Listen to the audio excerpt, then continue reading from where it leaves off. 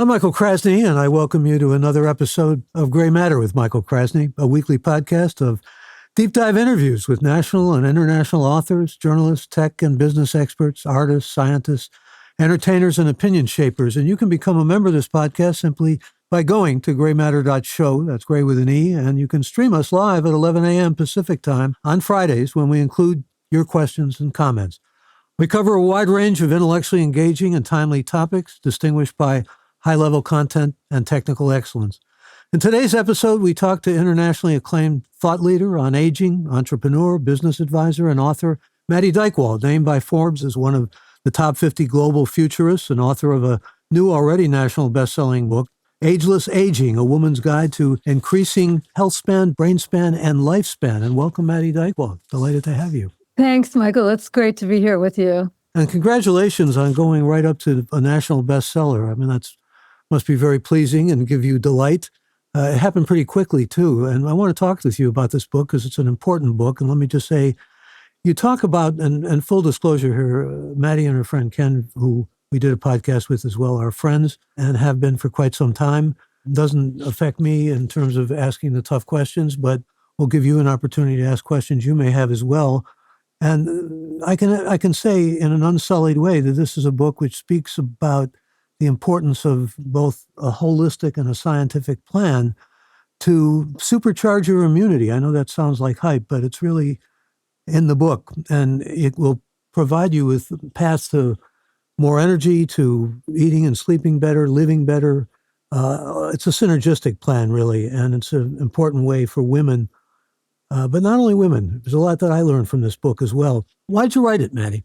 Well, Michael, as you know, we are in the midst of a longevity revolution, and it's happening right here and right now. And at AgeWave, the company I co-founded, we've been digging deep into the subject of aging, longevity, and retirement for close to 40 years.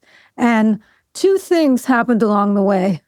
One is that I noticed that there are tens of millions of women in their 40s, 50s, 60s, and beyond who are beginning to feel the aches and pains of maybe arthritis. Maybe they're coping with a chronic degenerative disease, or maybe they just feel like they don't have the energy that they had when they were younger. And the second thing is, I would count myself as one of those women, because along the way, I got older too. And when I was in my 60s, and I'm now 74, I began to get some of those aches and pains, and they were concentrated in my hips. And I'm a big exerciser, as you know, and I would still exercise, but I'd come back and I'd be limping. And my son finally said to me, "Mom, get yourself to the doctor." So I had tried a lot of alternative things like acupuncture, PRP treatments, even stem cell treatments. And some of it would work for a little while, but went to the doctor, got an MRI, was told that I was bone on bone in both my hips. And as it turns out, I was born with hip dysplasia and didn't know it. But nevertheless, I was bone on bone, needed to get hip replacement in both my hips. And I did opt to get it, but couldn't get it for months because the doctor was so busy. And I said to the doctor, "What should I do?" And he turned and said to me, "Well, maybe you just need to get a cane." And I did not want to go that route. So I did my research. Great thing that happens along the way of working at AgeWave is I've worked with a lot of the scientists, researchers, physicians who are at that cutting edge and have learned a lot of insider information. So I tapped into that resource. I talked to people like Mark Hyman and Andrew Weil, and they told me I should get on an anti-inflammatory diet right away. So I did. And by the way, that's just eliminating gluten, dairy, and most sugar and most alcohol. And I did that. And I did some other things too. But within 6 weeks, all the pain in my hips went away. And I thought to myself, my God, combining that with some of the other things I did, like meditation. I'd never meditated before. I started meditating. Affirmations, which I learned from a psychiatrist at Boston and Women's Health. These things really made a difference. And I wanted to share that information with the tens of millions of women who really do want to live better longer. Well, this has been your passion, and anybody who can see you now knows that you don't in any way look 74 years of age. I mean, it's extraordinary how you preserved your youth, but most people find it very difficult to preserve youth. I mean, the idea of agelessness in itself sounds like something out of a mythic fairy tale, living forever or just extending our age and extending our longevity.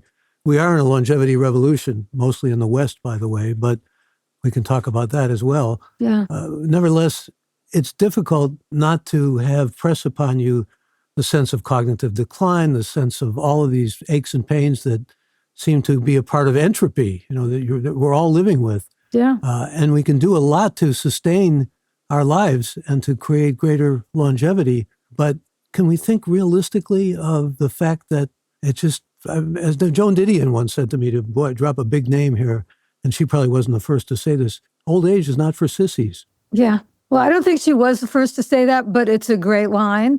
And I would agree with that completely. By the way, I chose ageless aging based on some work that I did many years ago, back in the 90s, at the Golden Door Spa down in San Diego. I was doing a presentation for a group of top women executives, and they were all in their 50s and 60s, and they were really talking about the ageism that came their way. And we came up with the term ageless, and we looked it up in the dictionary, and the first word we saw was timeless.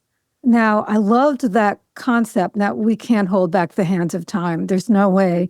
And I'm not trying to stay youthful. Well, actually, I am trying to stay youthful. I'm not trying to remain young, just to be really clear about that. But what we can do is that we can try to prevent or delay some of that physical decline that comes, and also brain decline that comes as we get older. And that was our goal. That was my goal. I want to see if there are ways, if there are levers we can pull, and yes, there are, to help us to not just live longer, which is great, but we want to live better. Because if you're living a long life and those last years of life are sedentary and you're losing your brain health, that sounds like a prison, not a great thing to be doing. And we have to distinguish between living a long life and the quality of life. That's right. They don't necessarily go together. Women live longer than men, though. They live about 6 years longer than men. And often they have more problems with depression and more physical problems. Men have bigger brains, which means nothing because women are often smarter and wiser. But these differences are characteristic of things that have to be understood in the long run. What really distinguishes, I mean, you've written a book for women. What really distinguishes the needs other than hormones and menopausal things and that sort of women aging as opposed to men aging? Yeah, well, let's look big picture. You already said it. Women live on average 6 years longer than men. So that's the underpinnings of, and that's great news. Fantastic news. But there's a dark side to this. And that is that when it comes to our health span, which is the number of healthy years, and our brain span, which is the number of healthy years for our brain, we're not doing as well as men. In fact, on average, women spend the last 12 to 14 years of their life in a cascade of health issues. Chronic degenerative disease, aches and pains, energy decline. And we don't want to go there. I mean, we really do not want to go there, but that's one of the big differences between men and women. Let me add another difference, which is really important to keep in mind. And that is that our healthcare system was designed by well-meaning men, but by men for men. And women, much of the research that's done on health and well-being has been done up to this point on men. In fact, it wasn't even until 2016 that the FDA turned around and said, yes, pharma companies, you ought to include women in your clinical trials. They didn't even insist on it. They said you should. It's still a kind of slow-moving change that's going on. Yeah, a very slow-moving train. When I tell men this, they're aghast. They can't believe it because, most men I know are very supportive of women and women's health. In fact, when we think of women's health, we think of reproductive health as being women's health. And it's a lot more than that. It's a holistic enterprise. We got some questions coming in already, and I'd like to integrate them. And in fact, if you have questions, please feel free. This is Mary from Aurora, Colorado, who says, how do ultra-processed foods affect our immunity and overall longevity? Right to the heart of a very controversial question. Thank you for that, Mary. Okay, yeah, Mary, thanks for that question. Ultra-processed foods you want to get them out of your pantry. They are not good for you. They affect not only your immunity, but every other part of your body. I wouldn't go so far as to say poison because Michael's wife would kill me if I said that. However, they are not good for us. Seed oils, not good for us. Get them out of your pantry. Go into your pantry and get them out. Processed foods are not good either, but the ultra-processed are the worst. And it's not just what we eat, it's what we don't eat that are just as important as what we eat. So let's get them out of our pantry and not even think about them. Well, we can talk about diet, and I do want to get into that as we move along here, but I wanted to also just speak with you briefly and get your sense of what to do about problems like ageism. I mean, it's so pervasive and such a problem for people as they get older because we have this youth culture. I mean, it's celebrated, youth is celebrated to the point where older people often feel invisible because they are invisible virtually. Yeah, and it's even worse for women than it is for men. Sometimes we think of men as getting older as being, not always, but as being wise and distinguished looking. Women, we just get old. And there's a lot of discrimination against older women, particularly in the workplace, which just feels so unfair. We are judged so much, and this is a traditional thing, by the way we look. And it just feels wrong. I mean, we women, we gain a big dose of confidence, of wisdom, of experience, of resiliency as we get older. And these things need to be embraced. Even Oprah Winfrey said, we live in a youth-obsessed culture and that she refuses to be pigeonholed. That's not the word she used exactly, but to be pigeonholed by a society that says that if you're not young and you're not hot and glowing, you just don't count. And I feel the same way. It's like, that's not fair. It's kind of the last ism that's so pervasive, as you pointed out earlier, that it's become kind of acceptable. And that's not okay. We need to stop it. Well, it's so hard for women, though. I mean, it's not only that invisibility or because there's so much emphasis on looks and glamour and women being attractive, and then suddenly that attractiveness is lost. And so there's a feeling of loss. And by the way, as you get older, loss is attendant upon aging as well. You lose your friends. The older you get, the more people you lose, the more you have to grieve. And we should probably talk about that as well, because it plays into, in a very deep and profound way, the sense of dealing with aging and the issues of aging. And by the way, this is called gray matter, not because of aging, but because we think about the mind and grayness and black and white being not necessarily as easy to understand as the subtlety and nuances of gray. But I'm interested in finding out from you what your thoughts are on that sense of, for example, on cruise ships, men can go on free because there's so many widows who can't dance with men. So they offer the men free passage on the cruise ships because there's nobody to dance with the women, unless the women want to dance with women, which is fine, and nobody is against that. But you know what I'm getting at here. It becomes so difficult to find relationships. I don't care if you're heterosexual or gay and lesbian, you still find as you get older, more and more trying and more difficult. Yeah, there's no question that what you're saying has a lot of truth. And we know that loneliness, I mean, it's been identified by our Surgeon General, Vivek Murthy, as being an epidemic. And it's not just older adults, by the way, but it's more prevalent with older people because they're more isolated potentially than younger people. And we know the health risks. It's the equivalent loneliness. It's the equivalent of smoking 15 cigarettes a day. So you don't want to be lonely. I mean, that's definitely not something you want. And yeah, women live longer than men. So when you go to Florida, for instance, I visited my brother-in-law at his condo in Florida. And I swear, for every one man, there must have been 10 women, and they swarm the men, no doubt about it. However, there's all kinds of relationships that are available to us as we get older. I mean, it's not just the heterosexual kind of relationships. Friends. You know the old line, Maddie, if you're lonely, get a dog, right?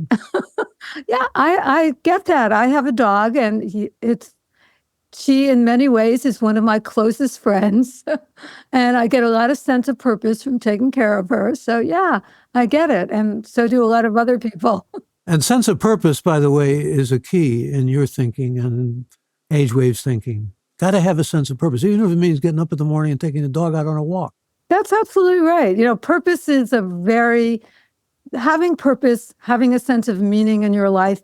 It's one of the keystones, if you will, to having a long and healthy life. In fact, it can actually help you stave off things like dementia and heart disease. So it's very important. And loneliness? Can it help stave off loneliness? We were just talking about. Yeah, I think it can. Having a sense of purpose, depending on, of course, purpose and social connection are oftentimes very, very connected. For instance, in a study that we've done at Age Wave, we asked people where you get your sense of purpose. The number one way was spending time with family. So there's this huge connection between the two. I will take that a step further to go back to the animal thing. We asked people, what are you willing to do to have more of a sense of purpose in your life? Adopting a pet was number one. That makes sense. It makes perfect sense to me. And this longevity revolution, I mean, it's having real effect in terms of the marketplace. Let's just maybe focus some attention there because I know you're very involved in that. I mean, you've talked about changes that have gone on in Procter & Gamble and a lot of big companies, Meyer Lynch, and women over 50 are the fastest growing group of entrepreneurs in the United States, which speaks volumes too to the changing nature of this longevity revolution. But it's not necessarily hitting any of those poor countries, is it? I mean, women are the biggest number of centenarians as well, and they, in many cases, are poor here in the United States and in Europe. I mean, you talk about the importance of financial stability against stress and everything. You have all these women who are poor and have very few resources, not only in the poor countries, but here and in Europe as well. Yeah. So you put a lot of threads into that. A couple of threads. Let's take them one at a time. Let's untangle some of those threads a little bit. Yeah, I was sort of juxtaposing a few things here. But let's talk about the commercial changes and the demographic change in terms of the marketplace, because that's huge. Yeah, it is. Okay, so demography, I believe, in many ways is our destiny. And we used to be a very youth-dominated culture in the United States and in other westernized countries. And that has really transformed itself in the last several decades. We see the growth in population happening in the later years, in the 60s, 70s, 80s, and beyond, even as you alluded to in centenarians. So that's one point. And we already said that women live longer than men.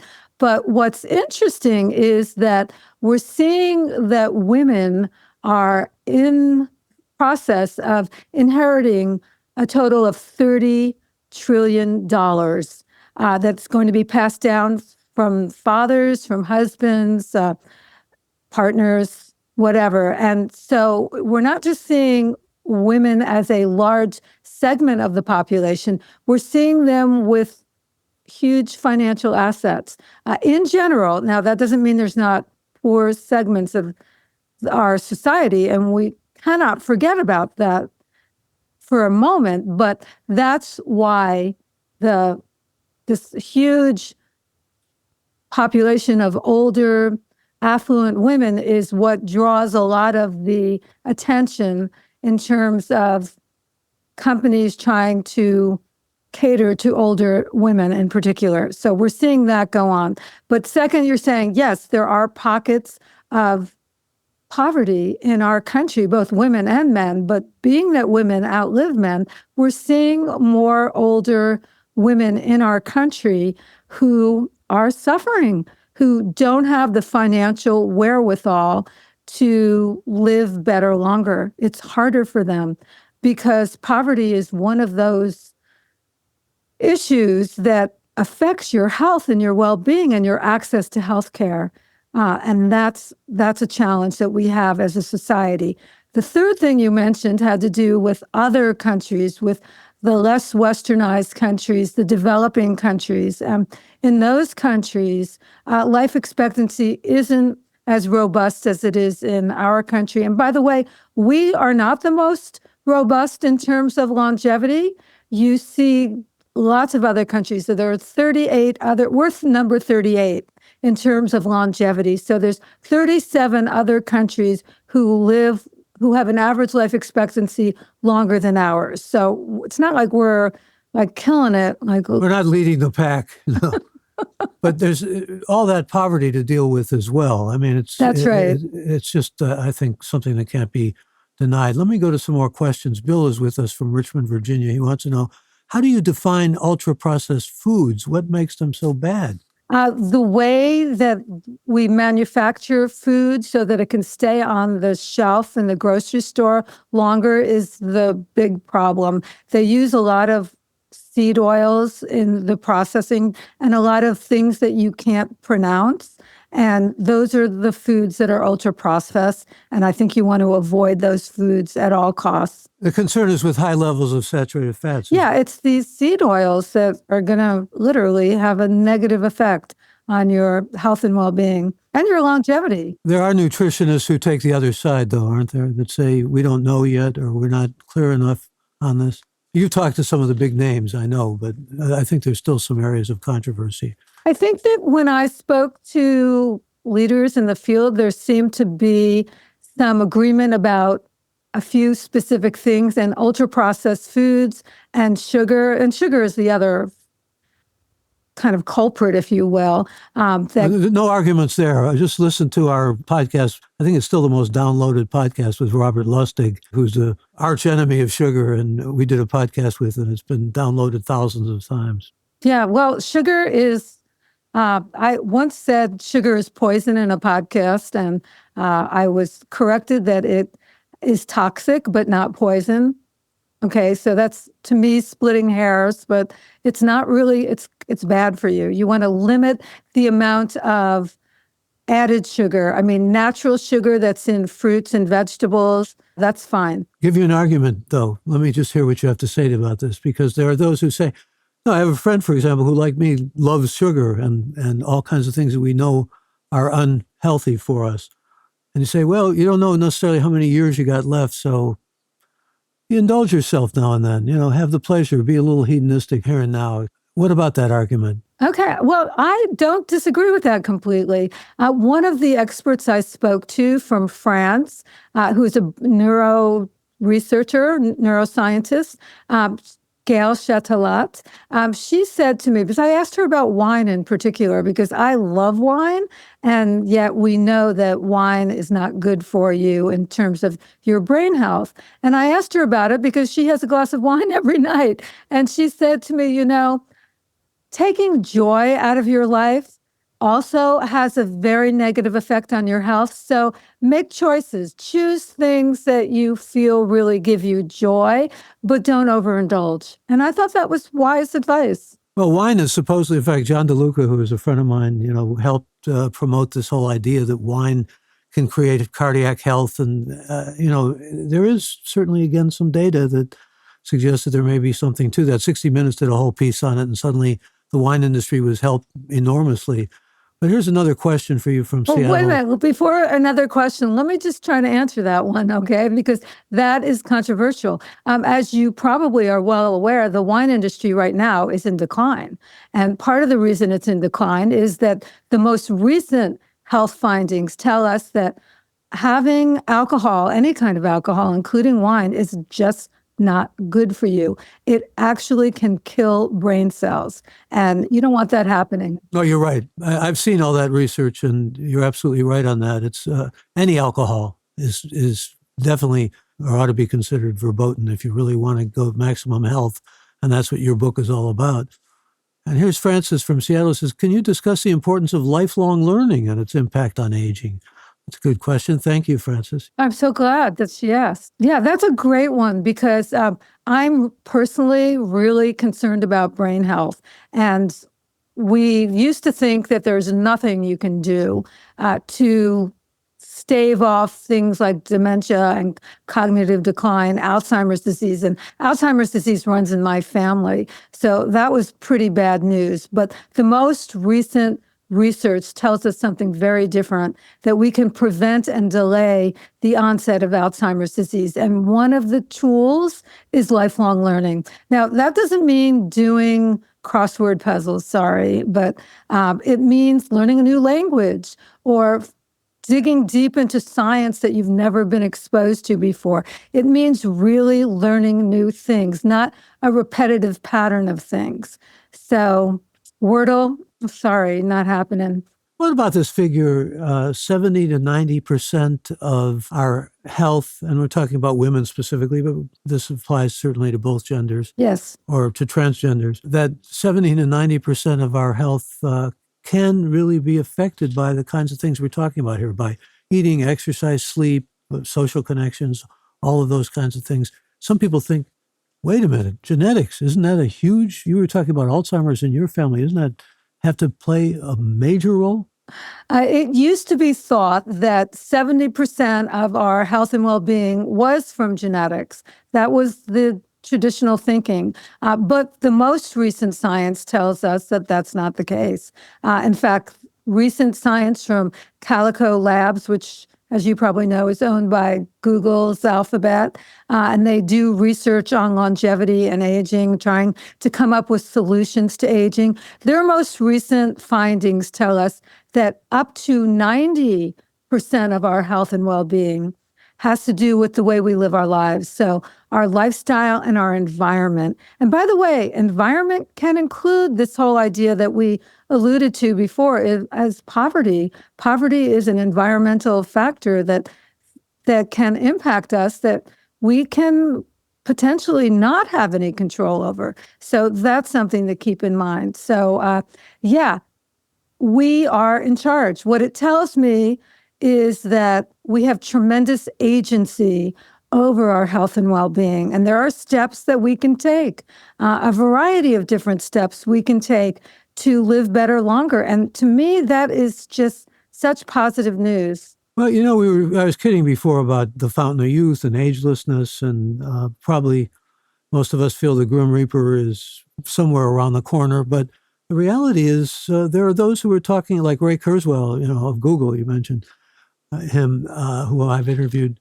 They talk about extending the lifespan almost endlessly. I mean, There are biotechnological events going on and research. There's possibility of reversing the enzyme process. I know that sounds silly and like science fiction to many, but we don't even know where this research is headed. I mean, in some ways, what lies ahead is part of the mystery and part of the wonder. Here's Mel, though, who has a very specific question. He's in Point Blank. He wants to know, if we can't use seed oils, what should we cook with? Good question. Well, you can use coconut oil.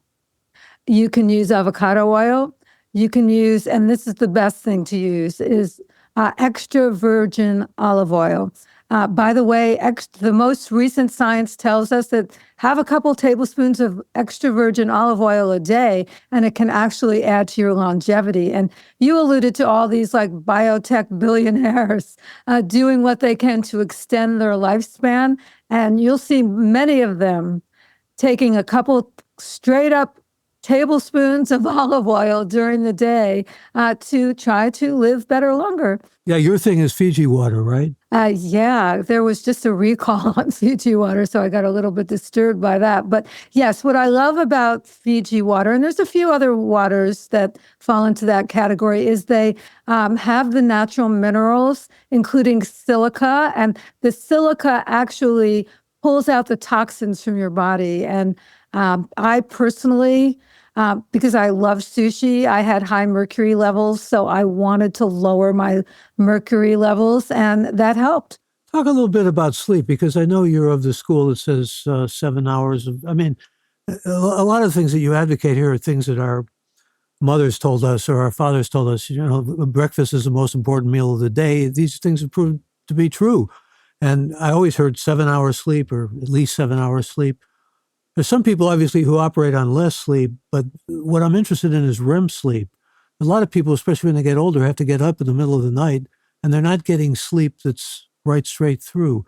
So what do we know from the researchers that you've talked to? Okay, well, let me say that most of the work that I've done, I literally had the great opportunity to talk to close to 100 researchers, scientists, physicians, and experts. So, it's not like I'm saying these things just from my own experience, but from the research that's been done. So a couple of things that I'd like to point out. First, sleep science, it's becoming circadian rhythm science. It's becoming part of that. And circadian rhythm science, there's all kinds of circadian rhythms going on in our bodies, but the one that regulates sleep is a very important one. So one of the things that I tell people to do for sure is to recognize the fact that what they do in the morning is as important as what their ritual is at night before going to sleep. So what the science tells us is to spend the first 10 minutes of your day just worshiping the sun, taking it in, maybe just taking a walk with your dog, whatever it might be, spending at least 10 minutes first thing in the morning to get your circadian rhythms in sync with your reality. So that's one thing. Second thing that I learned that I was really surprised by is that, as you kind of alluded to, is that as we get older, sleep becomes a more difficult process, not an easier process. Yet most of the major sleep science that's been done and research that's been done has been done on people under the age of 65. They don't include older people in the studies. So that seems crazy to me. And third, Again, a real problem in the healthcare system, isn't it? Like you alluded to before, with respect to gender. yeah, it's a little outdated. Archaic, It's based on the old realities. especially with so many more people living longer. It's ridiculous. That's exactly right. Yeah. So and by the way, the 7 hours, I spoke to a couple different top sleep experts, and there was a lot of controversy about the number of hours because, as you said, REM sleep really counts for one thing. And whether we know it or not, every 90 minutes, we go out of a sleep cycle. And oftentimes we wake up, even babies wake up, but we're so unaware of it because we generally fall right back to sleep. But if you have to get up in the middle of the night to pee, that can disrupt things. And falling back to sleep, I know for me, falling back to sleep is a bigger problem than falling to sleep. I fall asleep in 10 seconds. But if I wake up in the middle of the night, that's a problem for me. So, we should try to do everything we can to either eliminate that need to wake up to go to the bathroom or whatever, or we need to come up with some simple techniques. And what was recommended to me is that if you don't fall back to sleep within 10 minutes, get up, get out of bed. And by the way, beds should be all about just two things, sleep and sex. Well, we'll talk about sex too. Many things to cover here. Had some questions coming in, though. We're talking to Maddy Dychtwald, and again, her new book is called Ageless Aging, A Woman's Guide to Increasing Health Span, Brain Span, Lifespan. And here's Jerry from Aurora who wants to know, does ingesting daily vitamins really make any difference, or is it just a moneymaker for the vitamin companies? Big question. That's a big question, and that a lot of people have. I take a lot of supplements personally. However, if you talk to most doctors, doctors are very skeptical, and I'm sure your wife is very skeptical too about vitamins. Partly because they aren't always bioavailable, for one thing. A second thing, the manufacturing process is not always clean. So there's sometimes things in your vitamins that you're unaware of.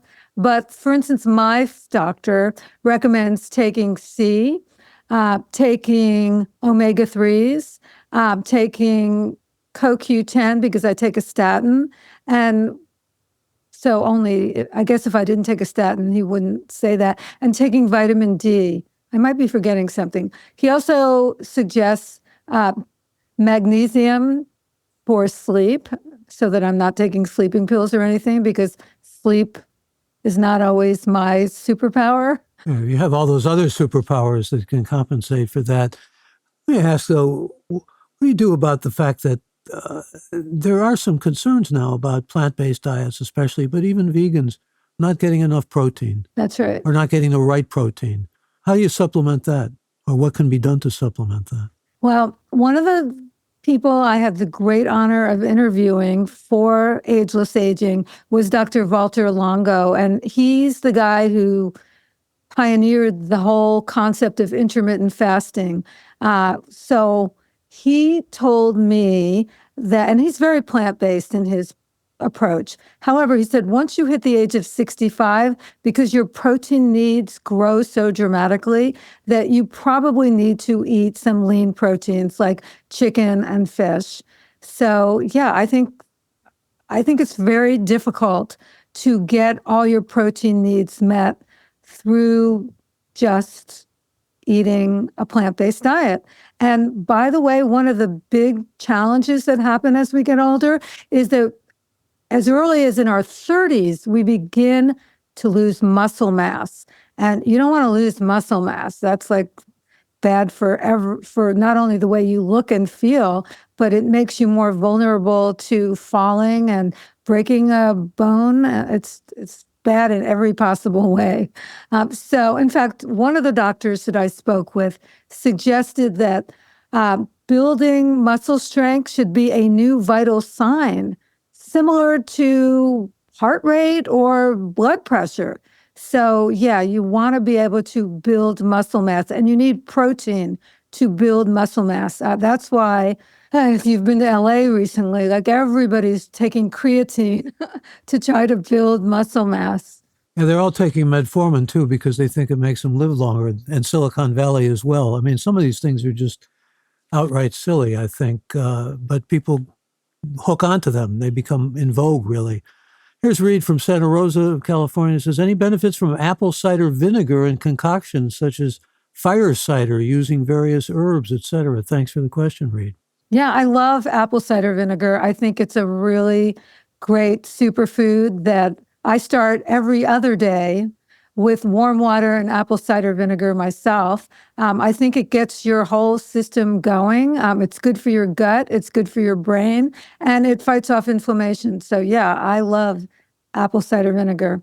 Great question. How important is just attitude? I mean, having, people say you should feel grateful, all these kinds of things. We talked about this in other podcasts, but the attitude in terms of just looking favorably at life or looking positive at life, sometimes it can be very difficult because things are grim. And I don't mean personal lives. I mean, just open the newspaper and read what's in there. Attitude is all part of that, isn't it? Most definitely is. And as a suggestion, don't open that newspaper or your social media that has any news feeds in it, because it's going to make you crazy. So yes, we have learned through research and science that having a positive attitude, and it actually has a name, it's called the positivity effect, that it actually can add up to 7.5 years to your life. And that's based on longitudinal studies that have been done in the Midwest by Dr. Becca Levy. So that's a pretty amazing thing. Some other studies have been done too.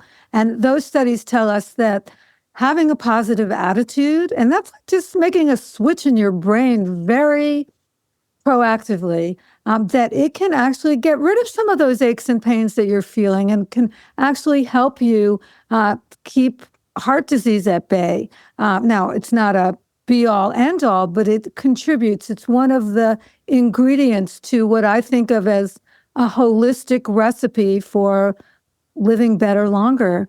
That recipe includes so much that we've talked about or touched on already. I mean, diet, exercise, sleep, social contacts, also attitude now and so forth. All of these work interrelated, don't they?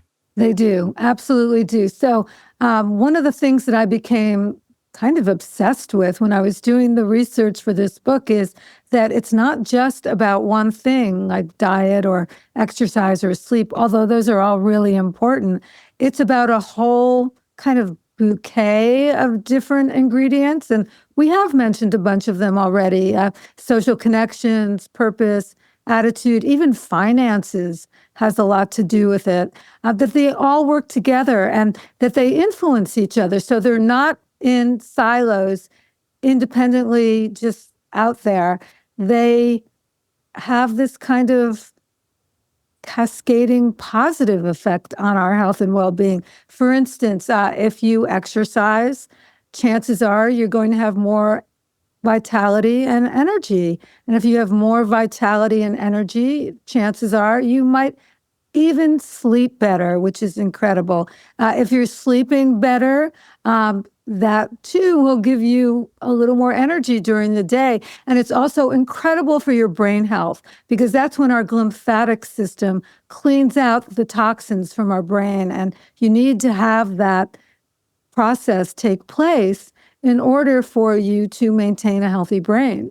You want that to happen. I find it incredible that finances, if you don't have your finances in order and you don't figure out how to at least put something away for your future self, as well as paying for your present self, that you're going to have a lot of stress. And that stress can manifest as inflammation, which ultimately can manifest as disease. And then you have to get into the healthcare system and may not even be able to afford to. So it's all these different ingredients that work together to help us live better longer. And I think that, what I love about that is that you can start anywhere. And a lot of these things are free. And I love that too, that you don't have to pay for a positive attitude. You don't have to pay to try to get a good night's sleep. So these are great things. Well, let me go back, though, to something I raised earlier, and that is what to do about, well, stress is another controversial area. There are some people who feel, well, stress keeps me going. It gets my adrenaline up. Yeah, well, there is such a thing as good stress. But what about loss and grief? I mean, it has to play a role as you get older, and it can make everything look very dark. It can sort of take over. Yeah, from studies we've done at AgeWave, we've seen that the loss of a loved one is one of the experiences that we have as we get older that can really tear us apart. It can affect our health and well-being. There's been studies that show that oftentimes the loss of a spouse causes the other spouse to lose health and even die within the 12 to 18 months following the death of their loved one. And so there's definitely that relationship. When I spoke to a few women who had been widows, they told me that the whole idea of grief never goes away completely, that it comes in waves, but the waves come shorter and not as intensely over time, and that what they had learned to do was to fill the void that they felt with friends and family, with loved ones, if you will. But, it's not, let's be honest about it, that's not an easy thing. The more you have roots with family, and in fact, don't the studies and the research show that you can live longer and healthier if you have these support systems that you're kind of alluding to here? Yeah. Friends and family, extended family, and so forth. I mean, yeah, absolutely. In fact, married people live longer, don't they? I know, that's crazy, right? Considering. Considering what? Well, I've been married for 40 years, and I feel very blessed that I'm in a fantastic relationship with my husband, Ken. But, marriage, like any other relationship, has. Well, you two get married every year, in fact. We do. We renew our wedding vows every year to remind ourselves of our love, really, of like what's the underpinnings of our relationship, because we can get so caught up in the day-to-day that we can sometimes forget how important and essential our relationship is to our life and to our love and to our health. And I'm inclined just to ask for a moment, I don't want to throw you a curveball here, but many people who know you or know your work and admire you, and this doesn't take away from your accomplishments or your achievements, may not know that you had a brief career in soap operas. I did. I did, yes. When I was much younger, I was an actor and loved it. And one of the great things about doing that was that I learned so much about who I was by taking on the character of other people. And it was really fun. But I recognized that it wasn't a life journey. By the way, in many ways, it motivated me into learning about longevity, because when I was like 27, 28, and I wasn't a big star, I was a working actor, which I was lucky to be a working actor, honestly. But what I heard more often than not is, oh, you're going to hit 35 and you'll be over the hill. And I'm like, over the hill at 35? That just did not sound like a recipe for a great life. Still the case for women, isn't it? Pretty much. It's not as bad today as it was, but yes, it totally is. Worse for women. You'll see Tom Cruise having a relationship on camera with like a 27-year-old. Yeah. When Woody Allen was in his geriatric phase, he was still with young women, somehow attracted to him despite his age. I mean, these things defy belief.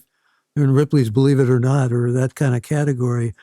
Let's talk about something else that we haven't even broached, and that is spirituality fits into this holistic picture too. And there are a lot of people who say, come on, spirituality, I'm a scientific-minded person. I don't open myself to faith or anything along those lines. As you know, I wrote a book called Spiritual Envy. I do envy people who have rootings in spirituality and have strong sense of purpose when it comes to faith. But there are many who feel it's just not the realm of scientific that I want to plant my flag in, so to speak. I want to immerse my ontology, my being in. Where do you find spiritual sustenance if you're of that thinking or that proclivity? First, let me say that there is a lot of science behind the power of spirituality, and it is, in fact, very powerful. Now, my doorbell just rang. Okay, that's my dog coming back from her hike. She rings the doorbell when she needs to find entrance. She's a very talented dog. Anyway, back to spirituality. There has been science to show that it has a very powerful impact on our health and well-being. And that comes in many different forms. Sometimes it's traditional spiritual relationships with a religion, with organized religion. And then there's many of us who are not inclined towards traditional religious practices.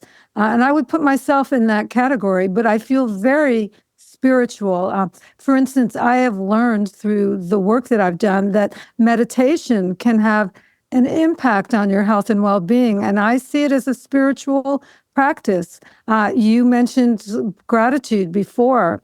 Having a gratitude practice has been scientifically proven to actually have an impact on our health and well-being. So spirituality doesn't have to be formal religious practice. It can take many forms. Well, you can feel spiritual just communing with nature. Many people do. I think communing with nature is a great way to do it. I mean, you probably know way more about this than I do because I dug into it, but you've dug deep into it. And I appreciate that dramatically. It's like, you know this information inside out. Well, the book Spiritual Envy is out of print, but I did do a lot of research, and I discovered that you can find spiritual sustenance in ways that have nothing to do with faith or religion. And what we sometimes kind of trip over is that word spiritual. What does it really mean, and how do we define it? And that's part of the problem, but it certainly enhances health. There's no doubt about that. The data is there. Yeah, and besides the traditional, there's also the woo-woo, that some people like roll their eyes at, but many of these practices have been proven through science to really help us. both from a attitude point of view and a health point of view.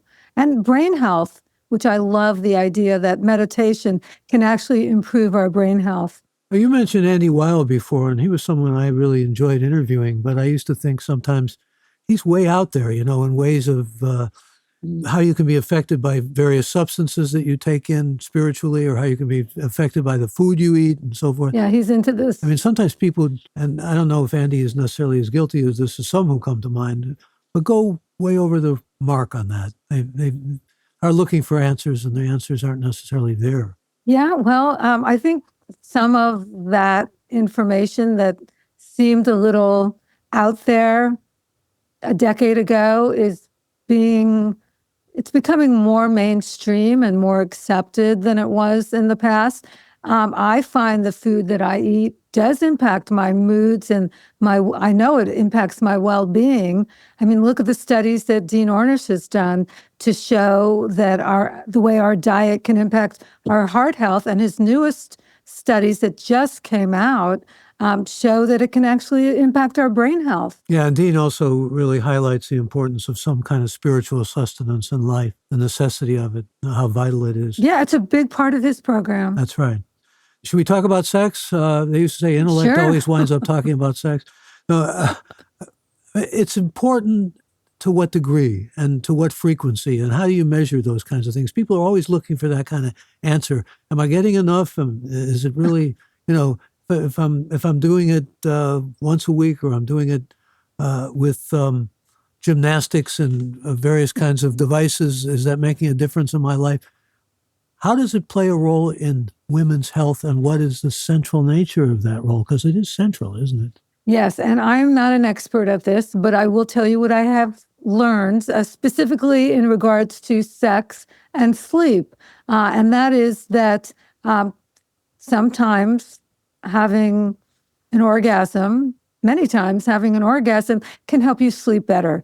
And I love that idea. And whether it's with a partner or self-created, doesn't really matter. It's just, it's the idea that an orgasm releases energy in your body that allows you to relax a little bit more. And that's a good thing. And I think it's very individual. I mean, it's not like sex is a one-size-fits-all thing. I mean, we see that today more than ever before. There's a lot of variety when it comes to sex and sexual preferences and, what's okay and what's not. I mean, It's a smorgasbord. the field is open. Yeah. You remind me, do you know Wilhelm Reich? No. The orgone box guy? I mean, I know who it is, but I don't. Yeah, he used to, he put all this emphasis on orgasm, and orgasm really being at the center of life. He had orgone boxes to help induce orgasms, because orgasms were at the center of, making a good life, I suppose you could put it. But it is an important part of just, as you say, releasing energy and feeling at peace and being able to sleep well. Definitely is one of the pieces of advice that I offer in my sleep chapter in Ageless Aging. It's a great way to get rid of that excess energy and stress and just relax and feel good. Is it more difficult, though, for women, clearly? I mean, you about dry vaginas. I don't want to get too much in the weeds here, so to speak, but, Well, you are way in the weeds there, Michael. Well, there are challenges, and you hear them in the advertisements on the air about how women can be helped with their sexuality, and those are the kinds of things that are focused on often. And there's a lot of things out there, a lot of pills and things, yeah. Okay, well, there are some answers to all those questions. It doesn't have to be that way. I mean, there are solutions to vaginal dryness, for instance, that are very commonplace today. And most gynecologists will recommend them, even those who are maybe misinformed about hormones in general. And there is a lot of misinformation on hormones. But in Ageless Aging, I do talk about hormones and the impact they have on our health. And in fact, they do have a huge impact on our health. It's not just like discomfort, which is many times the way it's been thought of in the past. It really has an impact on a variety of different organs in our body, on our cognitive health. It's a serious issue. And I am an advocate for most people, not everyone, for hormone replacement if it begins early enough. I mean, you can't start that at age 65. You have to begin it when you start experiencing perimenopause or menopause. So, yeah, in a general statement, there are things we can do to take care of some of the symptoms of going through menopause. And I think it's a great thing to do to help keep our vaginal health and well-being. What if you could say one primary thing that you want women to know as they get older that's maybe even more vital than all the other things? Is there something that stands out above all? Is it purpose, for example? I think that there's not just one thing, and I think that that would be the thing. They're two interrelated. I would say first to keep in mind that women are different than men. Viva la différence. Yeah. Yeah, we're not just little men. Women are, in fact, different than men and with different needs, interests, and health needs. Second, I would say that there are a lot of different levers that you can pull to begin your ageless aging journey.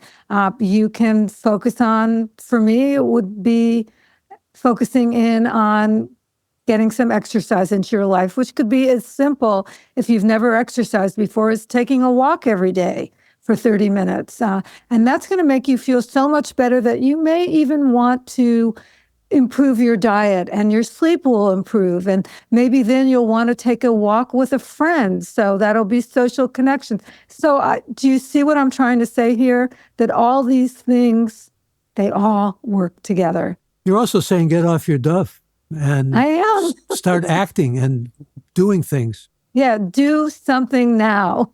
3 simple words. Do something now. And yeah, and have some fun with it. Don't think of it as work, but think of it as play. Now that's very important because there's still a child within most of us. I don't want to get to, the child within and all that kind of stuff, but we all like play. We all are still drawn to play. There's a lot of research that shows that. And it can be very healthy and it can be very uplifting and elevating. And so I think you're getting at something that's really crucial here as we come sort of to the close of this very enlightening conversation, which I hope will allow a lot of women to avail themselves in terms of helping themselves, because that's what you are all about and that's what this book is all about. Before I thank you officially, by the way, Maddy, I want to thank all of those who joined us for this live episode. It's Gray Matter with Michael Krasny, and all of you who will be joining us on Apple, Spotify, or on our website at graymatter.show. If you aren't yet a member of this podcast, I want to invite you, actually urge you to join by going to our website at graymatter.show, and that's gray with an E. You can find any previous episode there. And I also invite you to email any reactions, thoughts, or recommendations you may have to me at mkrasny@graymatter.show. I want to thank our great Gray Matter with Michael Krasny team, Alex, Shannon, Chad, Colin, Kevin, Jeff, Colleen, and Tanya. And thanks to all of you who joined us with questions or comments. And a special thanks to this week's guest, Maddy Dychtwald. So good to be with you. Thank you for having me, Michael. It's always a pleasure to see you. Likewise, I'm Michael Krasny. Bandwidth for Gray Matter is provided by CashFly at CACHEFLY.com.